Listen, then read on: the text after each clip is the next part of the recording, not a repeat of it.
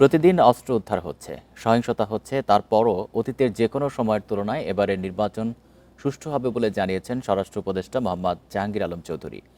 Coast guard সদর দপ্তরে আয়োজিত এক অনুষ্ঠান শেষে কথা বলেন তিনি। উপদেষ্টা বলেন, জাতীয় সংসদ নির্বাচন সুষ্ঠু ও উৎসবমুখর করতে দেশ জুড়ে জোরদার করা হয়েছে নিরাপত্তা ব্যবস্থা। বলেন, নির্বাচনকালীন আইনশৃঙ্খলা রক্ষা ও নির্বাচন কমিশনকে সহায়তা দিতে বাংলাদেশ কোস্টগার্ডের ৩,৫৮৫ জন সদস্য সহ প্রায় ৯ লাখ আইনশৃঙ্খলা বাহিনীর সদস্য মোতায়েন করা হয়েছে। স্বরাষ্ট্র উপদেষ্টা জানান, এরই মধ্যে বরিশাল, চট্টগ্রাম ও খুলনা বিভাগের বিভিন্ন জেলায় বাংলাদেশ কোস্টগার্ডের ১০০ প্লাটুন মোতায়েন করা হয়েছে। অনুষ্ঠানে বীরত্বপূর্ণ ও প্রশংসনীয় কাজের স্বীকৃতি হিসেবে ৪০ জন কোস্টগার্ড সদস্যকে পদক প্রদান করা হয়।